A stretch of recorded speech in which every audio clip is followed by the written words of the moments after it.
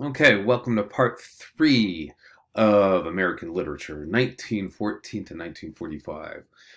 We left off with this photo of the Dust Bowl, talking a little bit about how terrible weather conditions and drought exacerbated the huge financial crisis that was already underway in the U.S., the Great Depression. Now we are moving on to literature itself in, I think, one more slide. But we do have to talk about progress that's been made in scientific and technological fields, because that too is going to alter the state of literature and the state of art during this period. Electricity and telephone services is breaking down distance everywhere. And again, that's making for more rapid transmission of information. People can read later at night, people can write later at night. The recorded sound comes to the forefront during this period, and that includes also radio. And these innovations also expand people's desire to not only hear different kinds of stories and narratives, but also to be able to read based off of those heard narratives. So you get this interplay between written word and spoken word. Motion pictures come to the fore in this period as well, starting with sound in 1929. Even much earlier, early 1900s, 19 teens, we do have motion pictures without sound. And again, this explosion of visual media is going to change literature too. In some ways, there's going to be a move for literature and poetry to be faster, more image driven, because images and spoken word are so readily available during this period. If you really want to read a great essay about some of the implications of that, Walter Benjamin's article, The Work of Art in Mechanical Reproduction, in the Age of Mechanical Reproduction, is a fantastic piece to look at. Automobiles and roads are also closing distance. People are traveling farther than ever before. And again, that gives a sense of a closing of distances across America. Space in some ways is collapsing. And we also get this prevalence, this preeminence of invisible science. In other words, science that is not readily knowable through the naked eye. Radio waves are part of that. X-rays are part of that. Experiments and new knowledge about atomic particles and subatomic particles are also dominating the scene. So while space, geographical space, is closing and becoming more compressed, inner space, atomic space and subatomic space, is continuing to expand as we are able to dive deeper and deeper into that. But again, this is very theoretical. This is not something you can touch in your hands. And we also have an increase in industrial output during this period, including modern industrialization. A lot of you know that the Henry Ford Motor Company helped to streamline the idea of the assembly line and really brought automobiles into the popular imagination during this period. Each person would be doing a separate piece of the automobile as it was going down on a conveyor or through a line. One person would be in charge of the steering wheel, another person would be in charge of fastening an axle, and so forth and so on. Now, some of the consequences of that is that you have people that are acting or performing in their jobs more like a machine, doing one repetitive motion again and again. And there is concern by artists and philosophers and doctors about the mechanization of work and of human beings who are just basically like an extension of a gear or some other kind of productive output machine. But, Ford's ramping up its advertising, as you can see here, the bright city and the metropolis in the distance. capital. I'm not sure which capital they're referring to, but clearly, the car can take you to this wondrous land of entertainment and bright lights. A lot of you might notice that it looks pretty similar to this cover from The Great Gatsby. I'm sure some of you have seen this one already. But again, what both of these illustrations do is foreground this sense that, light and cityhood are destinations that are places to go that have promise and adventure and all kinds of success and mysteries to unfold for you. There's a lot more going on in this picture too, with what we can presume to be Daisy's face right here, and the two women and her irises. I don't even have time to talk about that. Now, the biggest literary movement that we will see happen during this period is what we would call literary modernism. Now, when we use the word modern, conventionally, we just mean up to date, current, what is happening right now. I've got a new modern, cell phone doesn't even work with that, does it? I finally got a modern garage door opener or something. I don't know.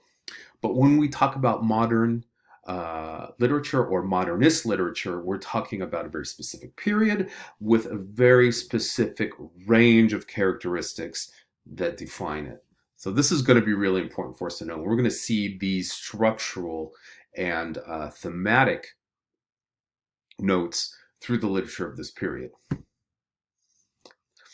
Well, America's borrowing a bit from European modernism in this point. Kind of fired up over across the pond beforehand.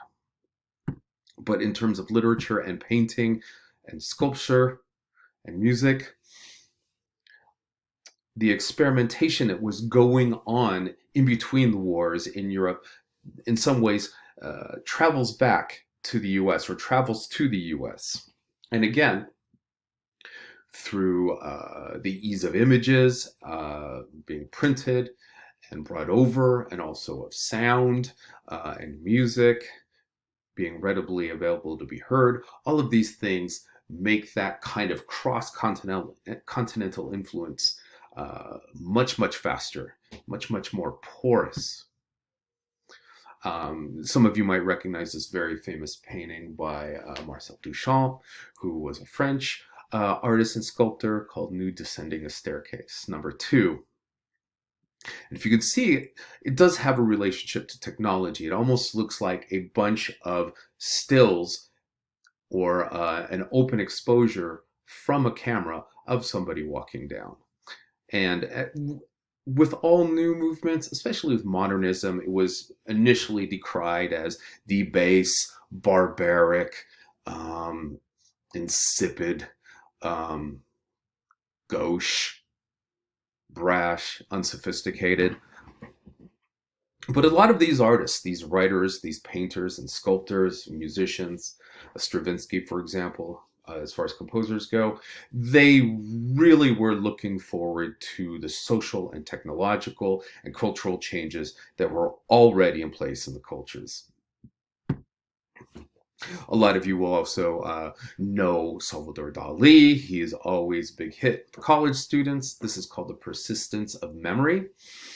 And again, we have these almost dreamlike landscapes here, which relate a bit to psychoanalysis, right? What are the undercurrent, underconscious meanings of this strangely slug-like human thing, maybe? Is it a face? Is it a worm? We don't know. But it's not unlike the dreamscapes that we might encounter when we go to sleep ourselves. And we all know that Freud and his psychoanalysis was very invested in the idea of dreams. So that again begins to seep into the artistic movements of the day. We've got clocks or watches wilting here. Again, we might think about that in relationship to Albert Einstein and his theory of relativity. Time not being an absolute, but something that is malleable, given the right amount of energy or gravity or pressure placed upon it. Then we have Still Life Guitar by Georges Braque here, another French painter, a contemporary of Picasso. The idea of the pastiche, or a combination of different elements to make a painting or a poem or a song, is really important to modernist movements.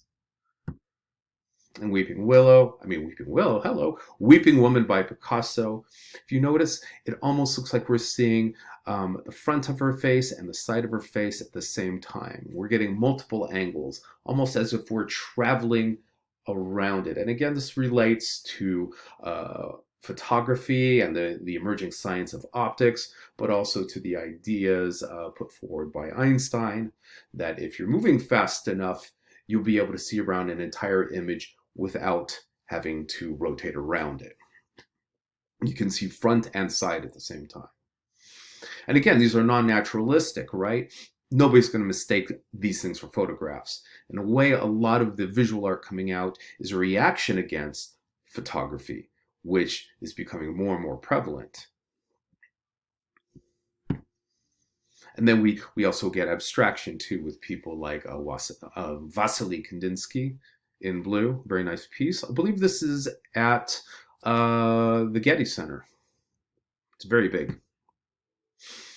And you also have a biomorphic architecture, especially Antonio Gaudi's Casa, Mila.